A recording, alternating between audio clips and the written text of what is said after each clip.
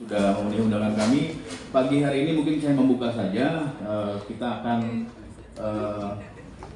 mendengarkan lah ya penjelasan dari Bapak Deputi kami, Deputi Bidang Koordinasi Pengembangan Wilayah dan Tata Ruang, Bapak Wahyu Tomo, sudah ada bersama kita, dan didampingi oleh Bapak Suroto. Beliau adalah sekarang ini Asisten Deputi Percepatan dan Pemanfaatan Pembangunan, dan sekarang merangkap jadi pelaksana tugas Asisten Deputi Perencanaan Pengembangan Kawasan Strategis Ekonomi, Pak Roto berbatik hitam ini. Kemudian di sebelahnya ada Bu Kartika Listriana, teman-teman penguatan daya saing kawasan, dan sebelahnya ada Pak Muksin, beliau adalah Asisten Deputi Ketahanan Kebencanaan dan Pemanfaatan Teknologi.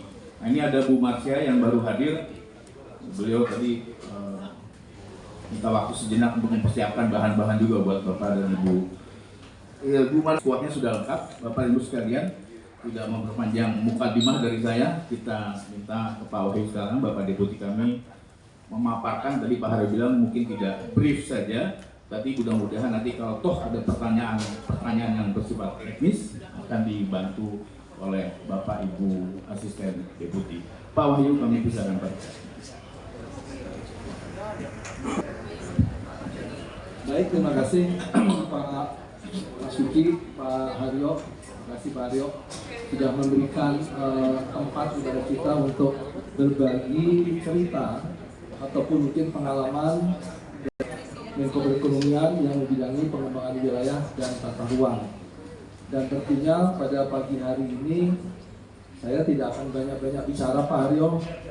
Kebetulan juga suara saya masih belum stabil, tapi sekaligus juga untuk memberikan teman-teman ruang untuk bisa menjelaskan secara lebih detail. Jadi teman-teman media, ini adalah profil dari kedeputian kami, ya. Kedeputian kami, kalau Pak Suroto ini memang cocok dengan infrastruktur, makanya namanya Suroto. Jalan tuh harus dirotokan dulu, baru bisa dibikin. Nah, gitu kan? Kalau Bu Kartika ini Kartika Listriana, jadi infrastruktur juga listrik. Nah, ini juga Kartika Listriana. Jadi karena tadi disuruh santai ya, kita santai aja ya Pak ya, santai aja ya. Jadi teman-teman media coba sinkronkan, baik dari sisi penulisannya, baik dari sisi tampilannya dari peta-peta itu dengan standar yang disepakati bersama.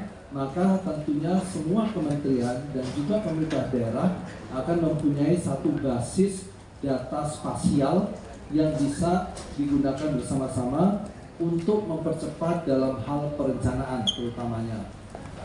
Contohnya adalah bahwa peta-peta ini akan menjadi basis dalam penyusunan tata ruang, basis dalam penyusunan RDTR. Oleh karenanya, skala yang digunakan juga diutamakan adalah 150.000 saat ini. Apakah hanya sampai segitu? Tidak. Kita harusnya bisa lebih istilahnya lebih besar lagi ya Bu ya. Lebih besar, tapi skalanya 150.000 itu ini dalam bahasa peta gitu. Betul ya Bu ya? 150.000 akhirnya memang lebih kecil, tapi kita bilang hasilnya itu akan lebih besar. Ya.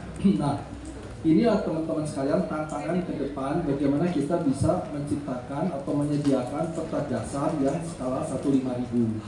Oleh karenanya di dalam Undang-Undang Cipta Kerja disebutkan di situ bahwa kita diminta untuk menyiapkan peta dasar 150.000 supaya dalam hal perencanaan ini akan lebih precise ya, lebih tepat.